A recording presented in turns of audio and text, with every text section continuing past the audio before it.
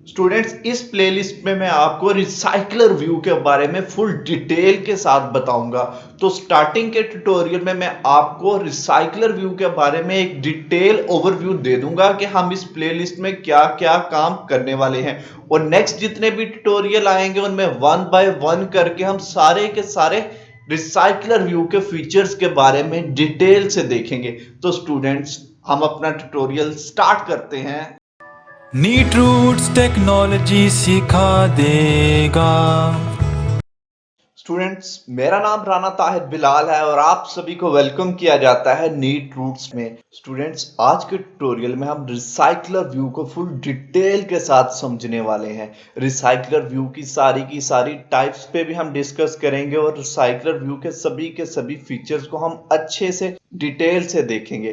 तो सबसे पहले आपको स्क्रीन पे नजर आ रहा है लिस्ट व्यू। हम इस तरीके का भी रिसाइकलर व्यू यूज करेंगे।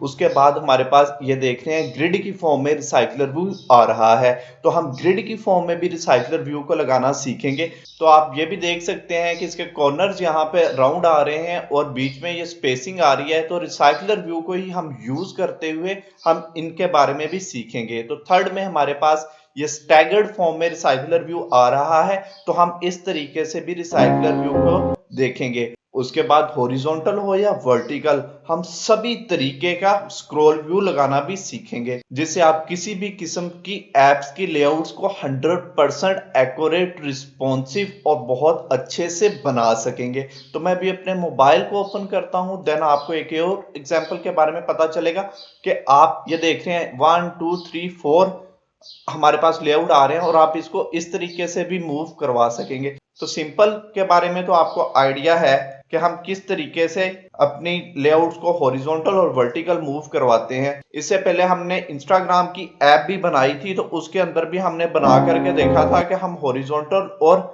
वर्टिकल व्यूज को किस तरीके से एडजस्ट करते हैं। लेकिन यहाँ पे अब आप देख सकते हैं कि ऊपर जो आ रहा है ये हमारे पास हॉरिजॉन्टल स्क्रॉल व्यू है और नीचे जो आ रहा है ये हमारे पास वर्टिकल स्क्रॉल व्यू है। और इसके अलावा स्टूडेंट, हम रिसाइकलर व्यू की हर आइटम पे भी क्लिक करना सीखेंगे और उसके अलावा रिसाइकलर व्यू के सैंपल में हर व्यू पे भी क्लिक करना सीखेंगे।